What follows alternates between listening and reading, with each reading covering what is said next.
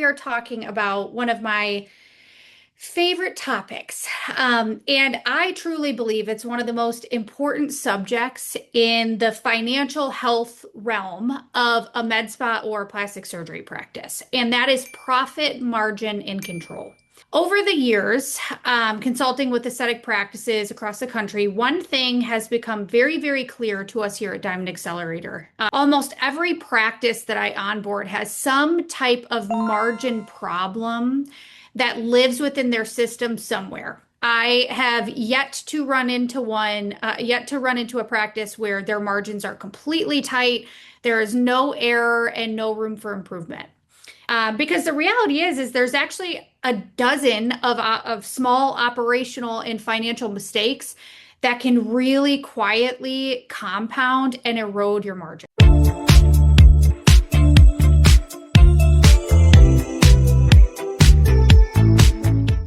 At Diamond, we created a guide called the 99 MedSpa Profit Killers. So essentially what that is it walks through 99 different ways that practices unknowingly lose profit across pricing, operations, staffing, product usage, leadership decisions, all the things. So before we get started today, because I won't be able to scratch the surface of all the 99, if you want access to that guide where you can get all 99 of those profit killers, please comment profit and we'll send it to you. But without further ado, let's get into the ones that we'll have time to kind of cover today that I think are the most relevant that I see when I'm onboarding clients. So I see these specific profit leaks in almost every single med spa when I conduct what I like to call a financials by category audit. That's one of the first things that I like to do with my clients. And essentially what it is it's a really detailed audit where I break down what the true cost is to perform every single service in your practice. And you guys, when I say detailed, I really mean detailed. My team, when I was still boots on the ground, they used to dread, they knew once a year, they would hear my heels clicking down the hallway and I'd be holding my laptop and they knew what was coming. They really dreaded it. And it was because they knew I was going to pull them aside and ask them really detailed questions that they really had to kind of think about. And when I say detailed, some examples of that is I'm looking at exact product usage. So when I say that, I don't just mean like, oh yeah, I'm grabbing one VI peel. No, I want to know how many pumps of back bar are you using? How many times are you changing your gloves? How many pumps of alcohol are you using? How many pieces of gauze are being, used during treatments? And understandably, my providers would be like, well, MJ, it just depends. Like, what if I have a bleeder? Or there's so many different factors that would come into play on how many pieces of gauze I would use. And so that's why we always kind of joked when it was time to do the financials by category audit. I'm like, just give me an average. Like, where is your middle of the road? How many times are you switching out your needles if you're doing full face of tox? These little details really matter. Are we considering provider compensation and treatment time? If the service is 15 minutes long and you pay them X amount per hour, what did they cost you in that 15 minutes? And when I introduce this to my clients, they all are like, oh my gosh, this is going to take forever. It's very rare. Actually, I don't know if anyone's ever come to me saying, oh, I already have it. It's usually kind of like, oh my gosh, this is going to take forever. And I promise you, I do this exercise because it matters. So some owners, again, they think this level of detail is excessive, but honestly, you guys, your providers will too when you ask them how many pumps of alcohol are you using on average. But this is where the issues usually lie. This is where I see a lot of practice owners cutting corners here and there, and it happens here.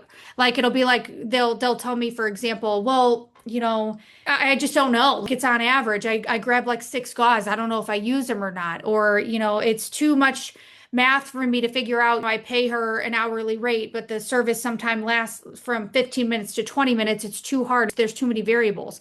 And when you're just saying it's too hard or you're cutting corners here and there, this is adding up to cost these practice owners thousands of dollars a month. This is the exact level of operational awareness. I see it every day, I promise you.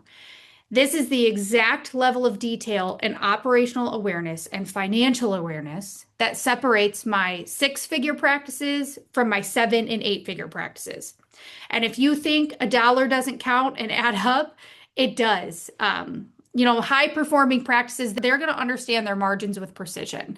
They are, not only going to understand them, but they are going to know how to control them.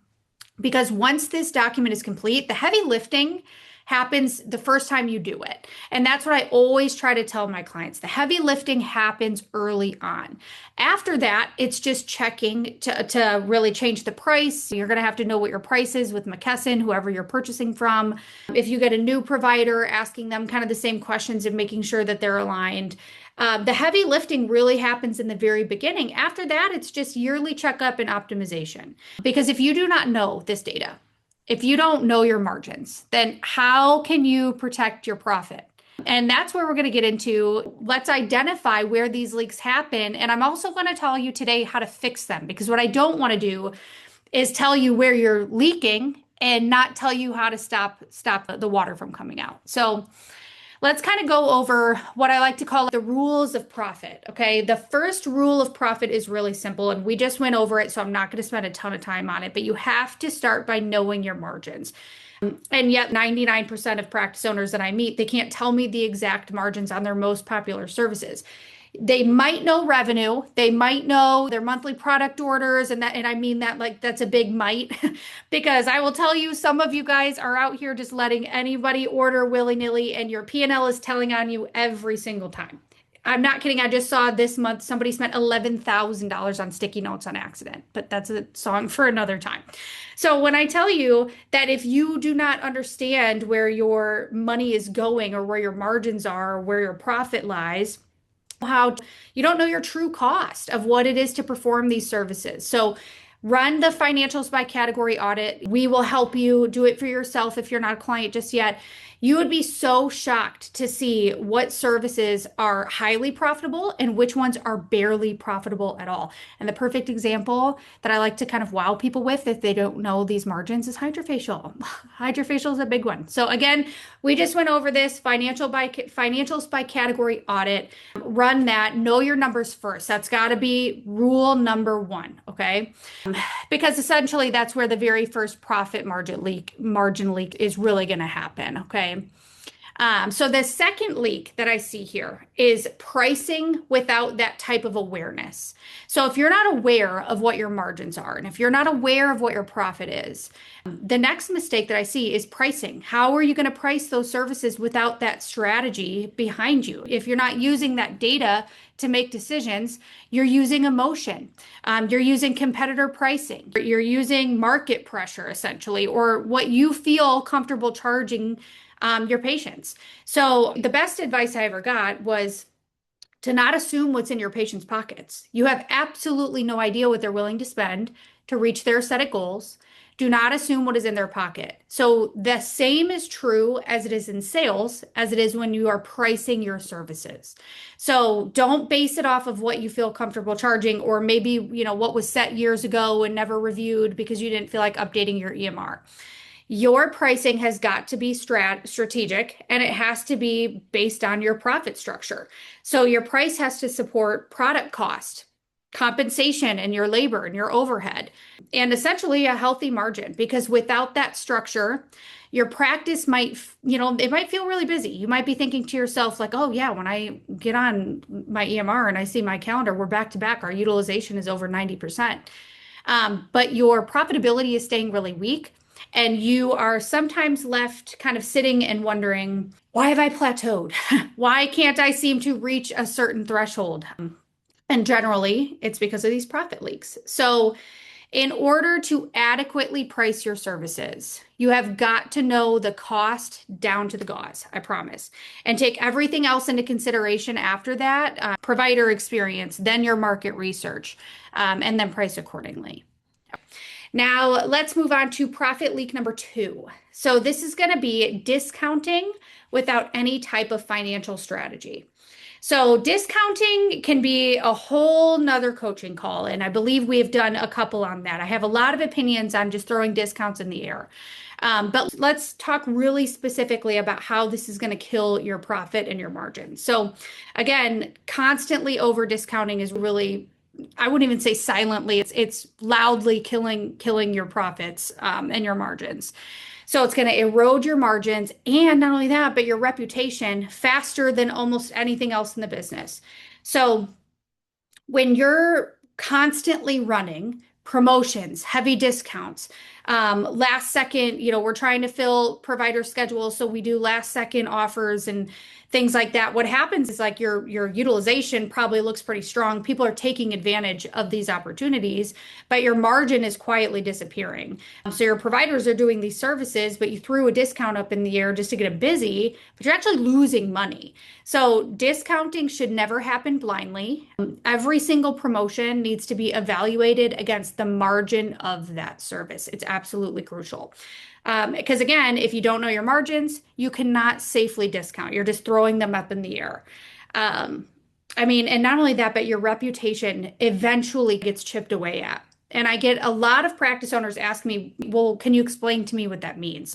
How does a discount hurt my reputation? We didn't give anyone an adverse reaction or anything like that. And what I usually say is it's not your reputation in terms of like your clinical excellence right away, but it slowly over time kind of appears like you guys are cheap. And maybe your skill is kind of aligned with what that price is. And you aren't valuing the advanced level training that your team members might have. And you're not valuing the extra mile that you go to mitigate risk or complications. And that can slowly chip away at your revenue over time, or your reputation, I'm sorry, over time. And what it can also do is really train your patients to have bad habits. There is a practice that is local to me, and I follow them on Instagram, and every single month they post on Instagram. It looks like 40 different discounts. And so what I've even done is I'm like in a habit, they do this like clockwork. So there is really no point where you will need to pay full price because every month there's these handful of discounts being thrown at your face, and you're never really going to have to pay full price. And I can't help but wonder to myself, are they safely doing that? Do they know their margins in order to be discounting like that? And generally, unfortunately, the answer is no. So, okay, profit leak number 3. This one kind of goes hand in hand with the discounts a little bit, but this one I'm going to get really, really, really clear and granular. So another major profit leak that I see frequently is actually in memberships. And these are memberships specifically that are built without any proper due diligence, or memberships that are not adjusted accordingly when things change. So if you have watched any of the coaching calls that we've done here at Diamond, we are huge fans of memberships. They can add, if structured correctly, hundreds of thousands of dollars in passive income for you and your practice. And it keeps patients sticky to you. And there's 100 reasons why I love memberships so much. They're one of the most powerful tools in a med spa if it is structured correctly. But here's what I have really seen. I have onboarded a ton of clients where honestly, I've found that their membership was absolutely destroying their profit because it was set up on what we kind of outlined before, emotion, only market research with no consideration of their exact margins. So essentially what people are doing is they're looking at their competitors within like a 5-10 mile radius, seeing exactly like, oh, this is what they're offering on their membership. This is the discount that they're doing. They have 10 different tiers. They're doing this, and this. And so they're just basing it on market research and a competitor analysis when unfortunately it's not always to apples and it doesn't always make sense that way. So when you are launching your membership based on what seems attractive to patients rather than what is actually financially stable or sustainable to you, what you're really doing is offering discounts inside your membership without thinking about the cushion or building in that cushion into your pricing structure so that you're not absorbing those discounts. You're not taking the hit. You're not understanding the margins there. So Otherwise, the membership program really begins to quietly compress your margins. So I've seen practices generate such large membership bases and they're keeping people sticky to them, which is great, but their profitability declines. And because of the financial structure behind the program, and it was never really built to succeed, a lot of times people unfortunately have to dissolve those memberships and those people go elsewhere. So it needs to be set up correctly. You need to know your margins. And if you need to do a price increase in order to build space for that cushion of your membership, then you need to do that. There are really important steps that have got to happen prior to you launching this membership that have built-in discounts that you might not be able to afford. All right, let's get to profit leak number 4, and this is labor creep. So this one is interesting. Labor creep is really another area where profit is quietly disappearing. And when I say quietly, I really mean it. I feel like this is something where a lot of practice owners aren't even really aware that this is happening until I do an EMR audit or until I'm looking at their P&L and their payroll is not adding up to where they should be. So if you think about it, a healthy med spa, this isn't thinking about like best in class. This is just thinking like a healthy med spa labor range. That's typically going to fall anywhere between like 25% and 40% of your revenue. So when your labor creeps well above that, your profitability is going to become very difficult to maintain. And you won't essentially kind of know why right away until you do have an industry expert looking at your P&L and able to kind of identify these things. And I say that because a lot of practice owners, maybe they're not in the office every day, they're not in the practice every day, maybe they're multi-unit, so they don't have eyes everywhere. So this is where it usually happens. It could be when staffing is growing faster than your revenue or your utilization. So usually when that happens, those staffing decisions are based on, you guessed it, emotion, like perceived idea of really needing help, or you really do need help, but your revenue quite isn't there, or your team's utilization isn't quite there as well. Maybe your provider or team members' schedules are inefficient. This is a big one that I see. So I like to call them cheesy schedules, essentially. So what that means is there's big holes in your calendar. So maybe your injector, esthetician, whatever, has an appointment at 9 and then a huge hole and then not another appointment until 1 o'clock. And we're not leaning into our scheduling protocols, or they don't exist in general.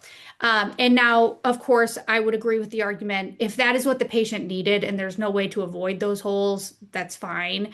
The goal is to try to close that gap. So your front desk knowing that their SOP would be to kind of, start scheduling within that hole. But a lot of people don't think about this. They really don't think about this. They feel lucky that they're getting the appointment, which to an extent they are, but they also have the liberty to be strategic and own their own schedule. And another way that I see it too is roles and responsibilities are kind of unclear. And so what does that mean and what does that look like and how does that hurt your labor? So I see so often when I go over each team member's roles and responsibility that there are duplicate efforts happening and they have no idea.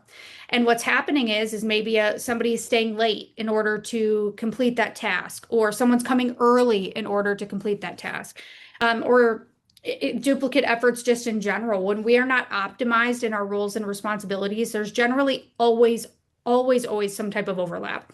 And those little things, add up on you, and your profitability really demands discipline around staffing and productivity. So here's another one too. Here's a couple that I really always see, and this one is very sneaky.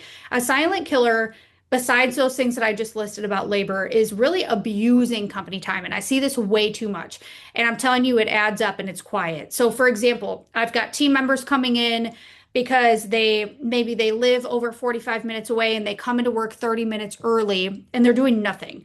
I have seen people come in and eat breakfast. I've seen people finish their makeup. It really drives me nuts. Those 30 minutes for that one person, that really adds up. Another way that I see this is not clocking out for lunch or not clocking out when you get a staff treatment. Those are ways where your team are abusing the calendar. And if you are not auditing this, I promise you it's going to compound faster than you're ready for. So please pay attention to your labor costs before it's too late. Because what I see happen very frequently is team members having to have these course correcting conversations with their providers, and the expectation was never laid out there in the first place. So lines are kind of blurred. So pay attention to where your labor might be leaking and draining your profit. Okay. All right, now let's get to profit leak number 5, product waste. Okay, so product usage is another hidden margin killer.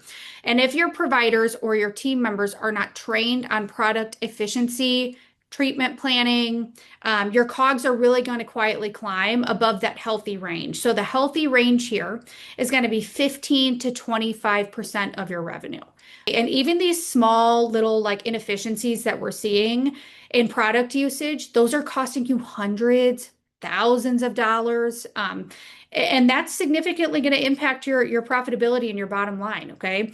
When I was, still boots on the ground, I would see this happen in really micro ways that something as simple as like using too much numbing cream.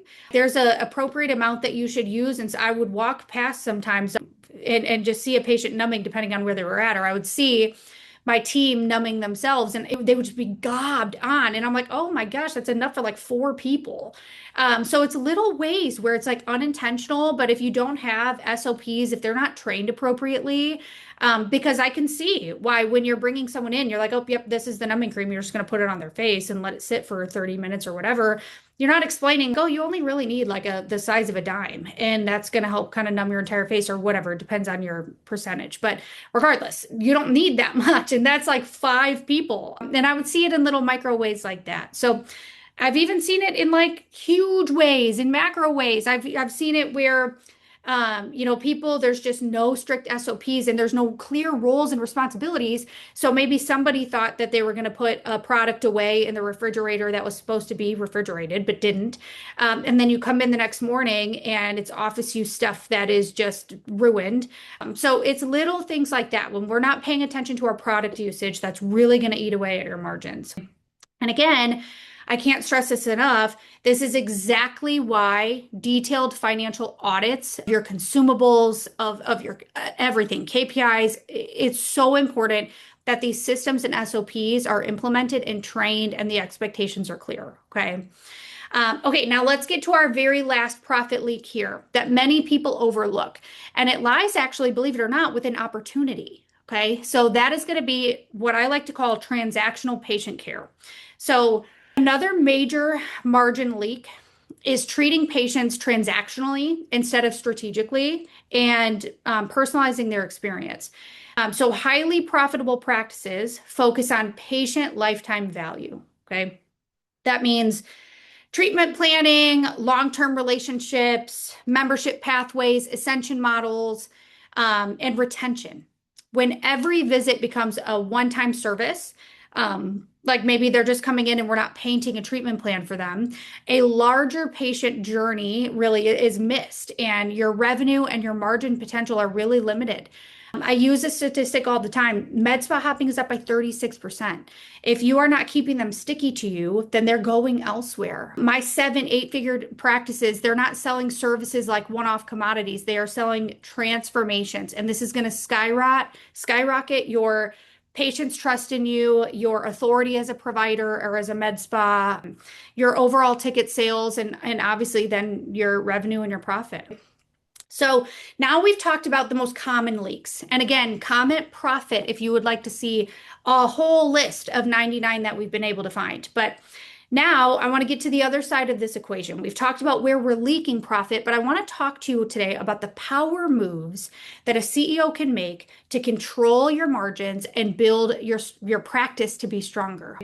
The first power move that a CEO is going to make is pretty obvious at this point. I'm sure you guys are screaming it from the rooftops. Conduct your financials by category audit.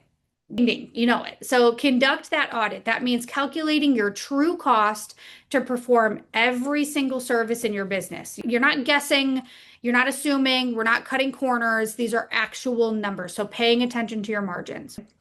Power move number two, monitor your core benchmarks. This is something that I love to kind of always compare and to highlight to my clients. So every single med spa CEO should be monitoring at least a few key financial benchmarks for themselves and figuring out where these numbers stay within healthy ranges, and whether you're falling in a healthy range, best in class, or kind of like a red. Because when you know those benchmarks, your profitability is going to become predictable. You can understand where you're falling in the industry, and you're not having to feel like you're reinventing the wheel. So very, very minimally, you need to be tracking these financial benchmarks. It's going to be your labor, OpEx, COGS, marketing, and what your healthy EBITDA should be, what your target is, and where you're currently at. And that's at bare minimum. Okay. When you know that, you kind of know where you're falling and where your opportunity is. Power move number three for the CEO to take control of your margins today is going to be to increase your team productivity. So, one of the fastest ways to increase profitability is improving provider productivity, but also not just your providers, but your admin team as well. A lot of times I feel like the KPIs are being slipped by the wayside for your admin team. So, how can we make both of them more productive? This can happen through, again, like that cheesy schedule, optimizing your scheduling SOP. This can happen through a stronger consultation conversion. So really paying attention to those higher tickets, the personalized treatment plans, and not selling the one-off commodities. This could, using multiple modalities, treatment stacking, ascension models, and really having, aside from your providers, having revenue generating activities for your admin team to conduct in their downtime. And small improvements in your team's productivity is going to create a significant margin expansion. It's going to be huge in your bottom line. So power move number four, think about and have this at the forefront at all times, increasing your patient lifetime value. The most profitable practices are not consistently chasing new patients. They're not consistently like, how can I get new butts in seats? Because the reality is, if your internal infrastructure is not ready for those new butts and seats, you're going to turn and burn them. So you have to do conversion training with your team if you can really handle those butts and seats. So again, the most profitable practices, they're not constantly chasing the new patients unless their infrastructure is ready, but they are focused on increasing the value of the patients that they have. So maybe they are in a position to get new patients. Their infrastructure is solid. Continue doing that, but make sure your conversion rate is being closely watched, your team is ready to upsell, and successful practices are increasing the value of patients that are coming through the door. And this is going to happen again through memberships, treatment planning, treatment stacking, retail attachment, stricter follow-up systems, all the things. So again, I could go over profit leaks and ways to plug the gaps for hours with you guys. So please know that these are just a few examples of where your practice could be leaking profit. So please comment profit to receive our resource of 99 MedSpa Profit Killers. It's a playbook where essentially we started documenting these things, the most common ways that we are pointing out profit leaks in practices. It's truly one of the most eye-opening resources, I feel like, for a lot of practice owners, because again, most owners discover like several profit leaks that they did not even realize existed. And not only that, but they did not know that they could control. Profit is always going to be the result of structure, systems, SOPs, awareness, accountability, leadership. That your profit is going to show, and your P&L is going to tell on you. And when you understand your margins, and if you understand how you can control your costs and build intentional financial systems inside of your practice, the business is going to become stronger. It's going to be more scalable, sellable, and far more rewarding to own, because you will not have to be as involved. I can't stress this enough, knowing your metrics, knowing your numbers, and that includes not just your KPIs, not just your financial health check every month in your P&L, but knowing your margins, paying attention to your margins. I like to look at them, if at all possible, quarterly, but at the very least, it needs to happen yearly. So just take a peek at your margins, make sure nothing changed. Once you do your financial categories audit, Go in, put every single down to, okay, it cost me 10 cents to use this many gauze. Make sure you know your numbers. Okay. That is the best place to be because then you know what levers you can pull. All right, thank you so much. Please, again, if you have not yet commented profit to get the 99 MedSpa Profit Killers, we are excited to share that with you. If you loved this training, please make sure to share it with your team or another med spa that could really benefit from us. You could always catch the replay on YouTube, on our YouTube channel. And to get access to more free training that's going to help your med spa grow, please visit our link tree in our social bio and make sure to join us live every single Wednesday, 2:30 Central Time, same place. Find us on Instagram, YouTube, Facebook, and LinkedIn.